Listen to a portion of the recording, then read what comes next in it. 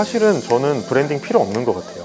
뭐 고깃집이든 국수집이든 어느 집이든 재료 좋고 맛있으면은 장사가 잘 되거든요. 그럼에도 브랜딩을 하는 이유는 뭘까라고 스스로한테도 되게 많이 물어봐요. 우리가 똑같은 시계나 옷을 입어도 재료가 좋으면 옷을 입었을 때 너무 좋거든요. 보기도 좋고. 근데 거기에 예를 들면 뭐 아버지가 물려주셨던 옷이라든지 그런 스토리가 입혀지면 이 옷은 나한테 좀 더 특별해지는 기억이 있잖아요. 어떻게 보면 브랜딩은 그런 것 같아요. 그리고 이 이야기거리가 좀 일관되게 만들어지는 게 브랜딩이 아닐까라는 생각을 스스로도 계속 하게 되더라고요.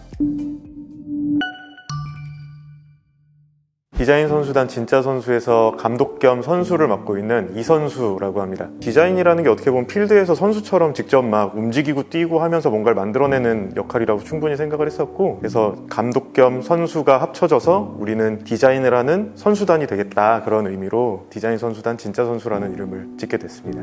저는 원래는 건축을 전공하고 그냥 여느 평범한 대학생들처럼 건축설계사무소에 처음으로 취직을 했어요. 제가 굉장히 가고 싶었던 회사였고, 졸업하고 원서도 그 회사 한 군데밖에 안 넣었었거든요. 그래서 10년, 20년 계속 그 회사를 다니려고 했었는데 한 5년 차 정도의 고비가 딱 왔어요. 대규모 회사다 보니까 이 한 가지 일을 맡으면 다른 걸로 역할을 바꾸는 게 좀 쉽지 않았었거든요. 저도 이제 연차가 쌓여가는데 되게 다양한 범주의 건축을 해보고 싶은데 항상 일부분의 건축물을 하다 보니까 우발적으로 회사를 때려쳐야겠다, 그런 생각을 확 들어왔던 때가 있었거든요. 그래서 작은 사무실로 옮기려고 회사를 알아보던 중에 어떤 한 친구가 저한테, 야, 다른 회사 갈 거면 나랑 같이 사무실을 차리자, 어차피 다른 회사에서 배우나 우리 같이 창업을 하나, 힘든 건 마찬가지인데 우리 거 하자. 그래서 정말 우발적으로 진짜 선수라는 이름으로 사무실을 차리게 됐어요.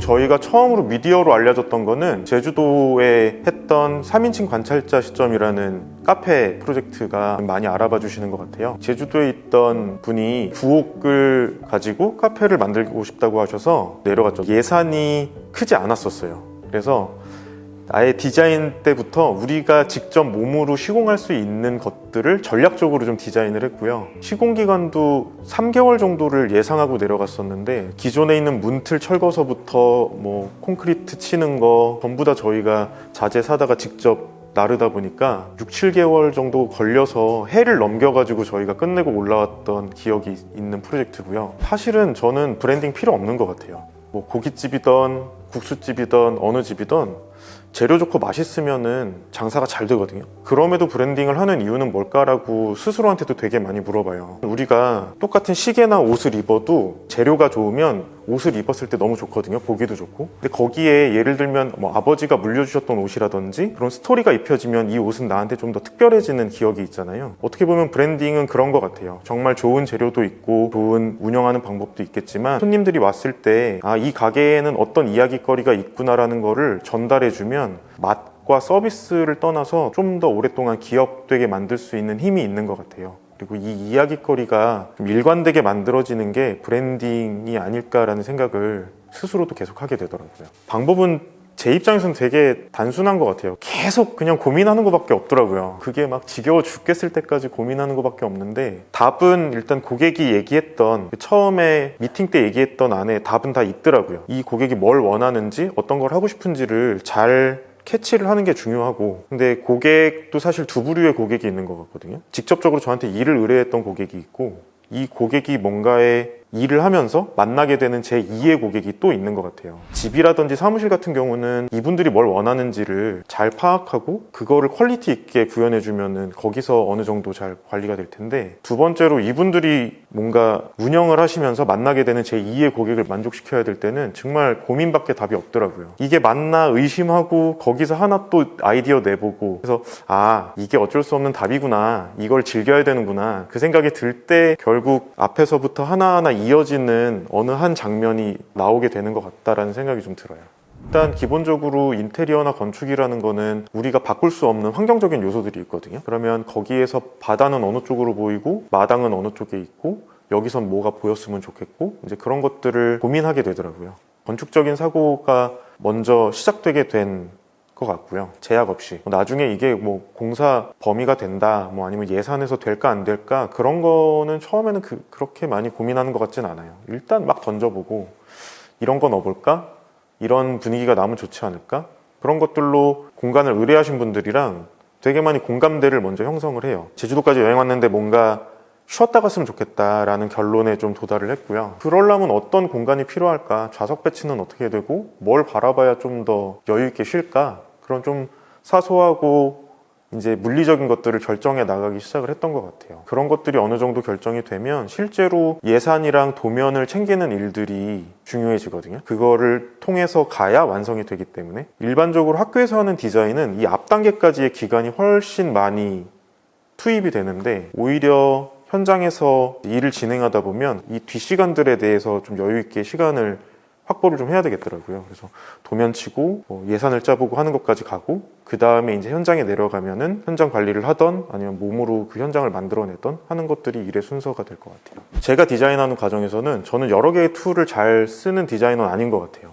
그래서 진짜로 손으로 하는 스케치가 가장 편하고 그래서 그 스케치를 가지고 앞단에 좀 먼저 보여드려요. 근데 이게 일정이 너무 바쁘다 보면 이 맨 앞 단계를 항상 좀 건너뛰려 그래요. 도면이나 3D로 막 만지다가 나오는 형태를 보고 이거 괜찮은 것 같아, 이쪽으로 나가자, 이렇게 결정이 될 때가 있는데 사실 그렇게 되면 나중에 좀 일관성이 좀 없어 보이는 경우가 있더라고요. 개인적으로는 스케치가 가장 편하기 때문에 스케치를 하는데 저는 개별적으로 가장 편하신 툴을 사용하는 게 좋을 것 같고 대신에 도면이나 3D를 그리기에 앞서서 전반적인 이미지를 스스로 좀 한번 결정하고 가면 뒤에 좀 일관성이 잘 생기는 것 같아서 그런 방법을 저는 저한테도 계속 얘기를 해주고 있어요. 까먹지 마. 너 머릿속으로 손으로 한번 그려야 되는 거 까먹지 마라고를 매번 저한테도 좀 얘기는 하고 있는 편이에요. 요즘 주니어 디자이너들이 저보다 훨씬 많이 알고 있기 때문에 딱히 거기에 대해서는 뭘 더 배워라 라는 거는 잘 모르겠어요. 예를 들면 CAD, 스케치업, 렌더링 프로그램, 사진 보정 툴 이런 기술적인 것들은 이미 저 같은 사람들보다 훨씬 앞서 나간다라고 저는 생각을 하거든요. 근데 조바심을 없애는 게 되게 중요하더라고요. 아직 뭔가를 더 배워야 되고 트렌드를 쫓아가야 된다라는 조바심이 생기면 움직이지 못하게 되는 것 같더라고요. 해보지 그냥 하면 되는 것 같고 그리고 내가 이걸 해야겠다라고 마음먹으면 클라이언트 얘기가 잘 안 들어올 때가 있어요. 클라이언트가 몇 가지의 조건들을 줬는데 머릿속으로 나는 이렇게 만드는 게 너무 멋있겠다, 좋겠다 라고 생각이 들면 클라이언트 얘기를 여기에 끼워 맞출 때가 저도 느껴지더라고요. 그 답은 클라이언트한테 있거든요. 왜냐하면 이것도 나를 위해 그리는 게 아니고 누군가를 만족시키기 위해 그리는 거다 보니까 제 전문성만 빌리는 거죠.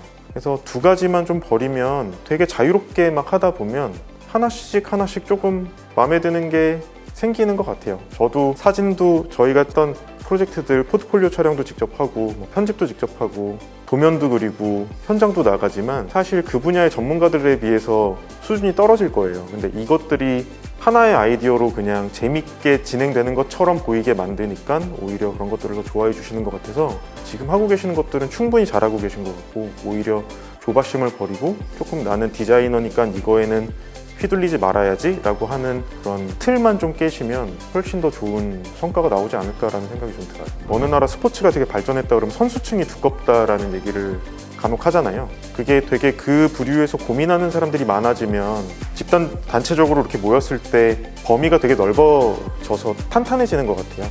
제가 그렇게 고민하시는 분들의 이야기가 조금 더 우리 일반적인 옆 사람들한테 잘 전달될 수 있도록 쉽게 얘기하는 역할을 하면 좋겠다라는 생각을 좀 하고 있고요. 디자이너들이 디자이너의 대우를 잘 받으면 좋겠어요. 그래야 좋은 디자인이 좀 더 주변에 잘 퍼지다 보니까 디자이너가 디자이너로서의 대우를 잘 받고 또 이분들이 또 주변에 좋은 디자인을 전달할 수 있는 그 중간 허리 중에 하나가 되면 좋을 것 같다는 생각을 하고 있습니다.